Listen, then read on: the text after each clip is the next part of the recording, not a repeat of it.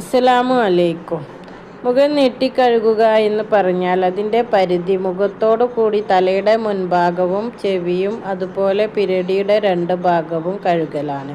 വായത്തുസാനി ഇസ്തിയാബു ലദൈനി വസാക്കീന.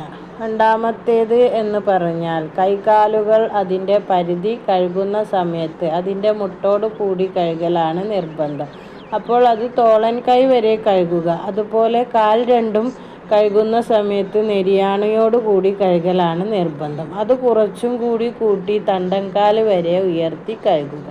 അത് സുന്നത്തായ കാര്യമാണ്. കാല റസൂലുള്ളാഹി സ്വല്ലല്ലാഹു അലൈഹി വസല്ലമ തങ്ങൾ പറഞ്ഞു, ഇന്ന ഉമ്മത്തി, തീർച്ചയായും എൻ്റെ ജനത, യുദ്ആഉന, അവരെ വിളിക്കപ്പെടും, യൗമൽ ഖിയാമത്തി, ഖിയാമത്ത് നാളിൽ, ഉറൻ മുഹജ്ജലി മിൻ അസാരിൽ വുളു, വുളു കാരണമായിട്ട് കൈകാലൊത്തവരെ എന്ന് ഖിയാമത്ത് നാളിൽ വിളിക്കപ്പെടുമെന്ന് ആരംഭ റസൂലുള്ളാഹി സ്വല്ലല്ലാഹു അലൈഹി വസല്ലമ തങ്ങൾ പറയുകയാണ്.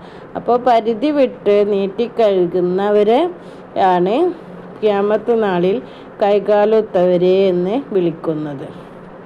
ഫമൻ ഇസ്താമിൻകും, നിങ്ങളിൽ നിന്നും ആരെങ്കിലും കൈകാലുകൾ നീട്ടിക്കഴുകുകയാണെങ്കിൽ, ഉറത്തഹു, അവൻ്റെ മുഖത്തിന് നീട്ടിക്കഴുകലിന് സൗകര്യമാവുകയാണ്.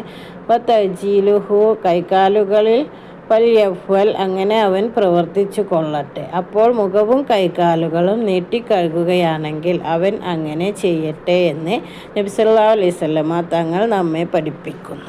ഈ വീഡിയോ നിങ്ങൾക്ക് ഉപകാരപ്പെട്ടെങ്കിൽ ലൈക്ക് ചെയ്യാനും ഷെയർ ചെയ്യാനും സബ്സ്ക്രൈബ് ചെയ്യാനും മറക്കരുതേ.